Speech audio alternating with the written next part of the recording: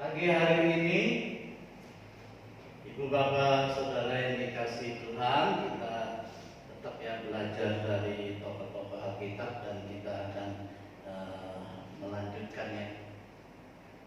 Bisa Des?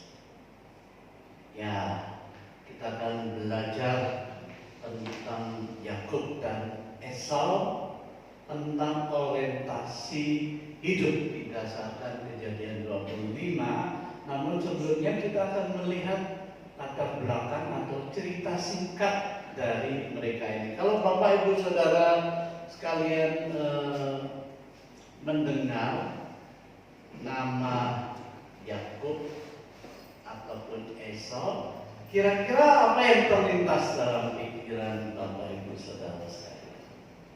Ada yang tahu siapa mereka? Adik ya, kakak ya. Sesungguhnya mereka anak kembar ya, Bapak Ibu Saudara. Jadi Yakub dan Esau ini anak kembar Saudara, tetapi beda karakter ya. Esau adalah pemburu yang terampil, dari tampangnya seperti ini ya, kasar. Kalau zaman sekarang ini kalau di pabrik ini buru kasar seperti itu. Nah ini Esau, tetapi Yakub kebalikannya Saudara. Boleh dikatakan dalam bahasa gaul sekarang ini Yakub itu lebih homey ya, homey, lebih rumahan, menjalani kehidupan yang sederhana dan juga mengikuti Tuhan. Nah Esau lahir terlebih dahulu, walaupun kembar pasti ada ya, siapa yang lebih dahulu lahir, siapa yang belakang. Nah ternyata Esau lebih dahulu lahir. Itu berarti Esau adalah anak sulung. Dan anak sulung saudara-saudara pada dalam tradisi Yahudi pada waktu itu biasanya menerima berkat hak kesulungan dari ayahnya. Hak kesulungan ini itu berarti apa? Anak sulung itu akan memimpin keluarganya dan tentu saja akan memiliki lebih banyak warisan, atau warisan tanah, ternak ya, untuk memelihara kehidupan mereka. Namun memang disayangkan Esau ini lebih memedulikan dirinya sendiri daripada keluarganya, dan dia tidak mematuhi orang tuanya, bahkan serta Tuhan. Nah, Ibu Bapak Saudara yang dikasihi Tuhan, selanjutnya kita melihat juga suatu hari ya, Esau pulang dari berburu karena dia seorang pemburu ya, setiap hari-hari berburu. Nah, suatu hari waktu Esau pulang dari berburu, dia sangat lapar ya. Dan saking laparnya nggak tertahan, nah, tentu saja dia melihat tidak ada orang lain di situ selain Yakub, adiknya yang sedang memasak ya, dan rupanya tercium sangat lezat, sangat enak ya. Lalu kemudian Esau ini spontan memohon Yakub untuk memberinya makanan. Tetapi Ibu Bapak Saudara, singkat cerita ya, di dalam izin Tuhan, maka Yakub meminta Esau untuk barter ya, menukar ya. Kamu mau makan ini, oke, beli saja ya, tapi tolong berikan hak kesulunganmu kepadaku ya, barter. Dan ternyata tanpa pikir panjang Esau setuju dan menukar hak kesulungannya kepada Yakub. Nah Bapak Ibu Saudara ya, sebagai orang tua, Ribka dan Ishak sesungguhnya menginginkan yang terbaik bagi anak-anak mereka ya. Tetapi mereka sedih karena Esau terus melakukan hal-hal yang dia inginkan ya, dan bukan yang Tuhan inginkan. Dan singkat cerita Bapak Ibu Saudara, Ishak semakin tua dan pada akhirnya buta. Nah sebelum dia mati, dia menyuruh Esau untuk berburu, dan seperti biasanya minta Esau memasak hewan untuk dia makan dan nikmati. Jadi rupanya Esau ini kesayangan dari ayahnya. Ya, kebalikannya Yakub itu adalah kesayangan dari ibunya. Ya. Dan saat itu Ribka tahu bahwa itulah saat bagi Ishak untuk memberikan berkat hak kesulungan. Nah, Ribka meminta Yakub ya untuk membawa 2 hewan ya agar dia dapat memasak makanan. Ya, memang Yakub pintar masak karena hobi ya diajarin ibunya, tetapi masakan ibunya tentu lebih hebat lagi, lebih lezat lagi. Itu sebabnya Ribka karena sayang dengan Yakub, dia menyuruh bawa kemari 2 hewan. Lalu Ribka sendiri, ibunya sendiri yang memasak sebelum Esau kembali. Kemudian Yakub pasti akan menerima berkat. Nah, Bapak Ibu Saudara, kita sampai kepada satu cerita yang menggelikan, tetapi ini penting sekali.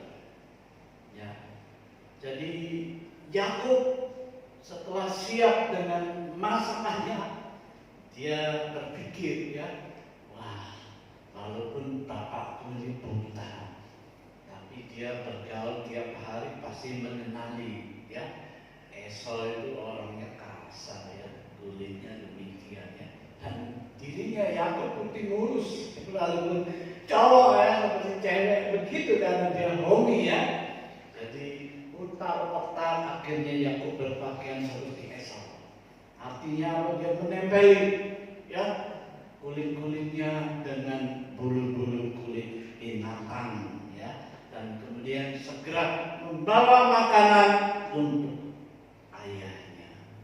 Nah, saudara-saudara, tidak dipikir panjang, Ishak juga karena buta dia hanya meraba-raba. Oh iya betul ya, pakaiannya Esau ya, kulitnya berbulu ini Esau ya, anak sulungnya. Jadi singkat cerita, Ishak memberikan kepada Yakub berkat hak kesulungan. Saudara, ketika Esau kembali, dia sangat marah terhadap Yakub, namun hak kesulungan apa boleh buat, ya telah beralih tangan, sudah diberikan kepada Yakub karena dia mematuhi perintah Tuhan ya, sedangkan Esau tidak. Nah, Bapak Ibu Saudara yang dikasihi Tuhan, cerita ini memang menarik.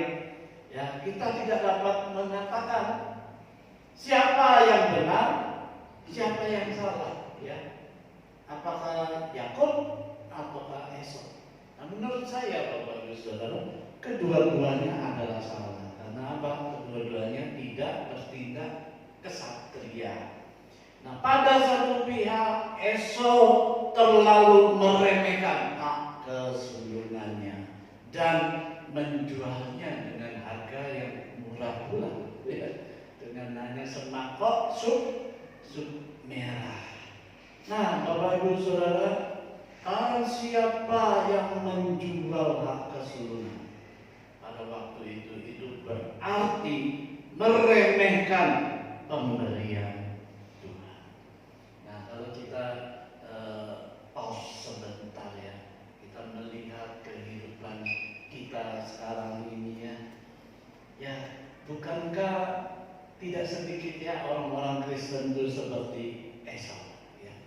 Kita ini sebagai orang Kristen itu sesungguhnya diberikan hak istimewa sebagai seorang anak, walaupun bukan anak sulung ya. Dan lebih daripada itu, karena kita percaya kepada Yesus, kita dijadikan ahli waris oleh Allah. Paling tidak kita dijamin akan mewarisi surga yang indah dan mulia. Sungguh bernilai bukan? Tetapi kita lihat Bapak Ibu Saudara ya, berapa banyak orang Kristen yang begitu saja menjual kekristenannya ya, hanya untuk memperoleh sesuatu yang memuaskan tubuh. Nah, ini pada satu pihak Esau sangat meremehkan berkat pemberian anugerah Tuhan. Tetapi di pihak lain, Yakub juga tidak kalah buruknya sesungguhnya. Dia memanfaatkan kesempatan dalam kesempitan. Ya, dia bertindak keji karena menuntut sesuatu yang terlalu tinggi pada saat saudaranya lengah. Dan kita tidak mungkin berkata bahwa tindakan Yakub adalah benar. Yakub tentu saja ya bertindak curang dalam hal ini dan membuat keluarga menjadi rusak.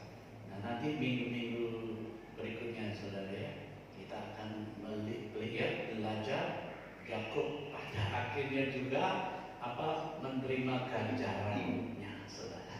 Sekarang dia menipu, pada akhirnya dia juga mengalami ditipu ya. Nah, oleh karena itu saudara, kita tidak bisa membenarkan tindakan Yakub. Kalau kita membenarkan, berarti tindakan orang lain yang berlaku curang juga benar dong ya, itu logikanya. Nah, Bapak Ibu Saudara yang dikasihi Tuhan, apa yang dapat kita pelajari saudara dari kisah Esau dan Yakub ini ya? Baik Esau maupun Yakub memang tidak memberikan teladan yang baik untuk kita ikuti. Ya. Namun saudara, ada satu pertanyaan perenungan kita pagi ini yang semoga menghibur, menguatkan kita, yaitu mengapa Yakub ya dipilih Allah sebagai hambanya untuk melaksanakan rencananya bagi dunia ini. Esau udah pasti nggak benar, ya Yakub juga nggak benar saudara. Ya, tapi mengapa Allah memakai Yakub di dalam pelaksanaan rencana? Nah, ada 3 alasan yang menjadi jawaban atas pertanyaan ini saudara ya. Alasan yang pertama Bapak Ibu Saudara adalah karena anugerah Allah. Ya, Yakub memang bersalah, bahkan lebih bersalah daripada Esau. Tetapi dia dipilih dan dipanggil Allah untuk melayaninya. Nah, inilah namanya anugerah. Ya, tidak layak, tetapi dilayakkan. Ya, tidak baik, tidak benar, tetapi dibenarkan. Nah, Bapak Ibu Saudara, dalam Alkitab bukankah kita juga melihatnya bagaimana Allah memilih hamba-hambanya ya, dari orang-orang yang dianggap berdosa, dari orang-orang yang dianggap tidak layak. Nah, ini berarti walau kita merasa berdosa, kita terbatas, kita tidak pantas, Allah tetap membuka dirinya untuk menyambut kita. Nah, ini luar biasanya Allah kita. Ini yang disebut kasih karunia saudara ya. Ini yang disebut anugerah. Nah, saya percaya Bapak Ibu Saudara pagi hari ini ya, sama seperti kepada Yakub, Allah pun juga memanggil kita untuk menjadi hambanya ya. Allah ingin hidup kita menjadi bermakna ya di dalam panggilan kita masing-masing ya.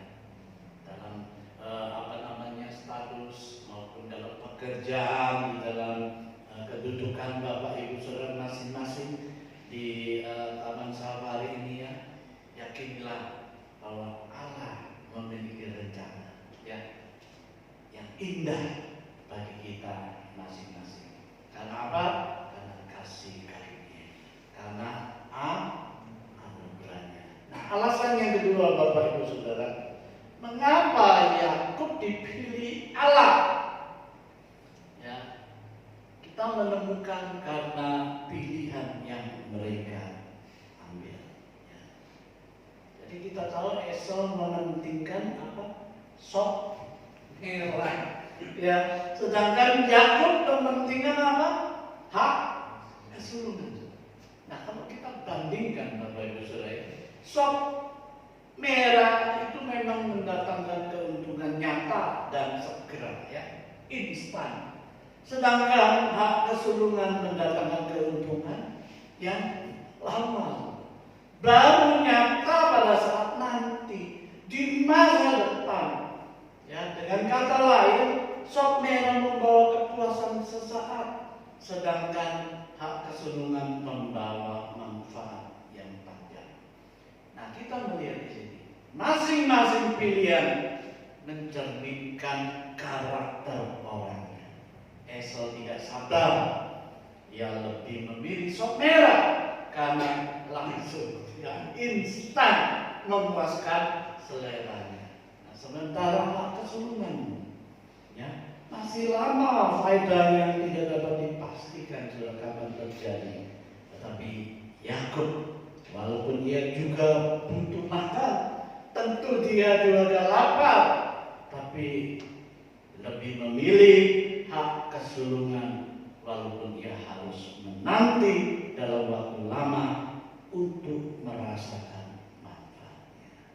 Nah, ini saudara kembar, ya. Tetapi begitu dihadapkan pilihan, kelihatan karakternya. Yang satu sabar, ya, yang satunya tidak sabar. Nah, saudara-saudara yang dikasihi Tuhan, Allah memilih Yakub karena ia membutuhkan kualitas hamba yang sabar menunggu, hamba yang mementingkan sesuatu yang jauh lebih bermanfaat ketimbang memilih kenikmatan yang sesaat. Seringkali kita juga diperhadapkan pilihan-pilihan yang sulit, ya. Nah, kiranya Tuhan akan memberi kita hikmat, ya. Apakah kita mau memilih yang sesaat, ya, saja, instan langsung, ataukah kita seperti Yakub juga mau sabar sehingga pada saatnya kita akan menemukan pilihan yang jauh lebih baik, pilihan yang terbaik, ya, bagi kehidupan kita. Yang terakhir, Bapak Ibu Saudara yang dikasihi Tuhan, mengapa Yakub dipilih Allah sebagai hambanya? Adalah karena orientasi hidup yang berbeda. Nah, saudara-saudara, saya percaya Esau dan Yakub ada di sekitar kita. Esau kira-kira mewakili kita semua yang berorientasi kepada pemenuhan selera, kepada pemenuhan keinginan, kepada pemenuhan kebutuhan dan kenikmatan sesaat. Atau ini yang disebut di dalam bahasa modern, yaitu untuk memenuhi ambisi, ya. Memang saudara mengejar ambisi, mencari ambisi, memiliki ambisi tidaklah salah, saudara-saudara. Tetapi ambisi menjadi salah ketika demi memperoleh hal tersebut kita menjual keseluruhan kita. Kita menjual iman kita. Kita bahkan meremehkan ahli waris kita di surga. Nah, ini mari kita renungkan, ya, kita camkan, ya, di mana dan bagaimana orientasi hidup kita di dunia ini, ya. Terus terang Bapak Ibu Saudara, kita digodai seperti Esau. Mana manusia di dunia ini yang sabar, ya? Saya sendiri, ya, sebelum sekarang, saudara. Sekarang saya akui saya sabar, paling sabar. Tapi kalau saudara kenal saya, apalagi kalau saudara duduk di samping saya di mobil, orangnya paling gak sabar, ya. Wah, kalau udah macet begitu, ya, baru dia, wah, sudah begitu, ya. Wah, kalau sudah ada yang salah begitu, wah, bahasa Surabaya muncul, Pak. Ya. Gak bisa saya tirukan sekarang, Bapak Ibu Saudara sekalian, ya. Saya nggak sabar, saudara, orangnya, ya. Nah, ini dalam hal materi, ya, dalam hal duniawi, saudara. Nah, apalagi di dalam hal surgawi, ya. Mana surga yang nggak kelihatan, ya. Mana itu janji yang nggak kelihatan ya? Mana itu berkat ya? Nggak kelihatan. Nah, banyak orang Kristen juga seperti Esau ya, seringkali nggak sabaran. Mari Bapak Ibu Saudara kita belajar dari Yakub dalam hal ini ya. Yakub walaupun dia sabar, tetapi karena pimpinan Tuhan, karena anugerah Tuhan, dia memilih yang lebih baik dan dia mengorientasikan, memusatkan hidupnya kepada hal-hal yang kekal, hal-hal yang surgawi, walaupun lama, walaupun jauh, tetapi pada saatnya datang dia akan memuaskan, membahagiakan kita, bahkan membawa kita kepada kehidupan yang berbahagia, kehidupan yang kekal. Nah, oleh karena itu Bapak Ibu Saudara yang dikasihi Tuhan, di sini kita belajar dan melihat bahwa melacurkan prinsip dan keyakinan hidup sama dengan mengorbankan iman dan ketaatan kepada Tuhan, yang akibatnya kehilangan yang paling berharga dalam hidup kita. Nah, kalau didramatisir ya, Yakub itu lalunya ke Esau itu nyeselnya bukan main Bapak Ibu. Ya, itu enggak sempat saya ceritakan saudara karena waktu ya. Begitu dia tahu Ishak, wah sudah memberkati Yakub, nggak bisa lagi, nggak ada lagi berkat yang kedua, sudah nggak ada lagi Bapak Ibu Saudara. Esau marahnya bukan main. Dan kita kalau saudara baca dalam kisah berikutnya ya, dan minggu depan kita akan belajar ya, Esau marahnya murkanya, terutama benci kepada Yakub sampai dia ingin membunuhnya, saudara. Nah, inilah saudara efek atau akibat orang yang kehilangan yang paling berharga dalam hidup kita. Ya. Beberapa dari saudara ya harus kehilangan momen-momen indah karena apa? Menjalani isoman karantina ya. Saya percaya nggak enak dong rasanya ya. Rasanya jauh dari sosialita itu kok nggak enak begitu ya. Dalam satu WA itulah dengan jujur seorang teman kita berkata, kalau saya undang latihan online ya, wah kok nggak enak ya Pak, enakan konsep. Ya. Selalu menantikan online ya. Kenapa Bapak Ibu Saudara? Nah, inilah realitanya Bapak Ibu Saudara ya. Kita baru kehilangan momen sebentar saja sudah rasanya nggak enak ya. Apalagi kalau kita kehilangan sesuatu secara kekal. Bayangkan saudara nggak di surga, tetapi di dalam neraka. Wah, mau nyesel apa yang disesali? Mau marah apa yang dimarahin? Sudah terlambat. Oleh karena itu Bapak Ibu Saudara, selama kita masih bisa dan berhadapan dengan, mari kita memperhatikan orientasi hidup kita. Maka belajar dari Esau dan Yakub, orientasi hidup kita menentukan masa depan